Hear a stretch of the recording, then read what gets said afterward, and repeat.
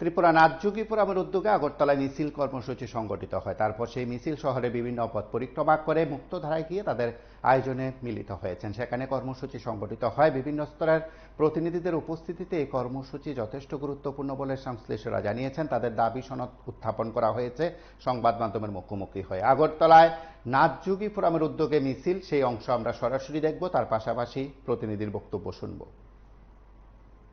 দ্বিতীয় বর্ষ আজকে, এই হিসাবে আমরা প্রথম আগরতলা শহরে আমাদের একটা সুচিন্তিত মিছিল শুরু করেছি। সেই মিছিল প্রাকৃতিক দুর্যোগের কারণে আমাদের মিছিল দেরি হলো প্রায় 1.5 ঘন্টার মতো।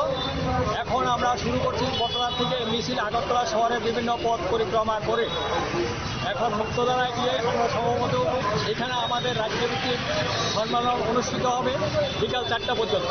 এখানে আমাদের রাজ্যের বিভিন্ন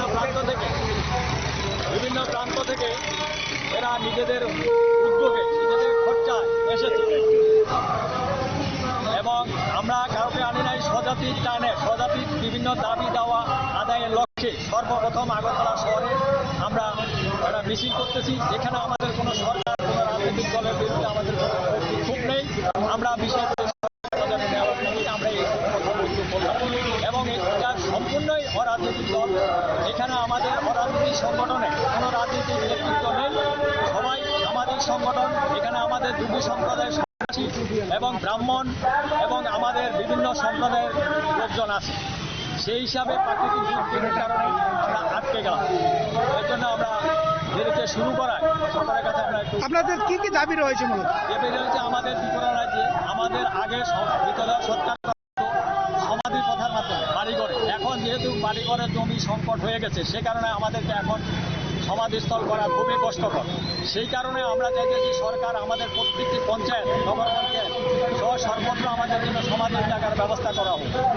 পাশাপাশি নাথ ডেভেলপমেন্ট কাউন্সিল গঠন করা হোক বিভিন্ন কর্পোরেশনের মাধ্যমে, যার মাধ্যমে নাথযোগী সম্প্রদায়ের উন্নয়ন করা সম্ভব।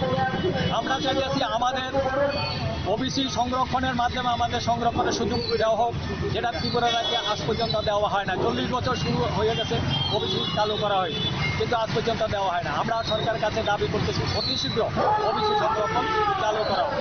এছাড়া আমাদের উন্নীত বা দাবিতে আমরা রাজ্যব্যাপী সংগঠনে কাজ শুরু করেছি এবং কাজ করছি।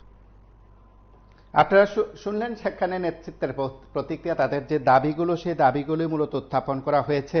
বিভিন্ন সময় তাদের দাবিগুলোকে জোরালো করার চেষ্টা সেখানে করা হচ্ছে। সেদিক থেকে ত্রিপুরা নাথযোগী ফোরামের আজকের কর্মসূচি যথেষ্ট গুরুত্বপূর্ণ। রাজ্যের বিভিন্ন জায়গায় তারা তাদের মতন করে কর্মসূচি সংগঠিত করছে। আজ সেখানে কিন্তু কর্মসূচিতে, বিশেষ করে মুক্তধারার কর্মসূচিতে তারা তাদের বক্তব্যের কথা তুলে ধরছেন, সেই দাবিগুলো তুলে ধরছেন। সরকারের উদ্দেশ্যে সেই দাবিগুলো পেশ করা হচ্ছে।